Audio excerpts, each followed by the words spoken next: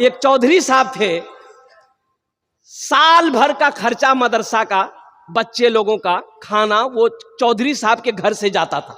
साल भर का अनाज चौधरी साहब मदरसे में दे देते थे कि ये बच्चों का साल भर का खुराक है। अब उसी में से कितना आदमी होता है ना, मौलवी का भी दुश्मन है। अरे मौलवी का दुश्मन है कि नहीं? अरे बोलो भाई, है कि नहीं? चाहोगे दुकान में जा, देखो पता करो मौलवी की दुश्मन कितना जी। चाहोगे दुकान में बैठी के जा, इमाम साहब मोटरसाइकिल लाके निकल ले, देखे कितना उड़ी थी, देखो कितना उड़ता है इमाम, मस्जिद का इमाम, मदरसे का मुदर्रिस, कुर्बान जाओ अल्लाह अकबर कबीरा। तो वो आदमी बेचैन हो गया, वो कुछ देख लिया, बोला कि चौधरी साहब से हमरा मिले लग। वो आदमी चौधरी साहब के यहाँ पहुंच गया, सलाम दुआ हुई, बोला चौधरी साहब से, बोला चौधरी साहब आपको कुछ खबर है? बोला कि नहीं कुछ नहीं खबर है। बोला तेज गहूम तेजो साल भरग रहो, आधो गहूम मदरसा में, आधो गहूम मौलवी साहब अपन घर भेजे। तो चौधरी साहब बेचारे बैठे हुए थे, वो खड़े हो गए।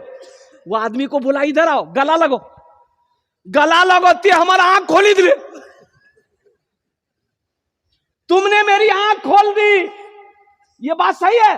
बोला हाँ हाँ, हम अपना आंख हल दिखलाओ, आधो गम बच्चा का जी, आधो गम मौलवी का। तो चौधरी साहब ने कहा कि बाबू तुमने मेरी आंख खोल दी, और कुर्बान जाओ, आज से मैं वादा करता हूं, आज से मैं वादा करता हूं कि जितना गेहूं हम मदरसा में भेज रहे हैं, उतना गेहूं साल भर का मौलाना साहब के घर भी जाएगा। बोला की बात करिए?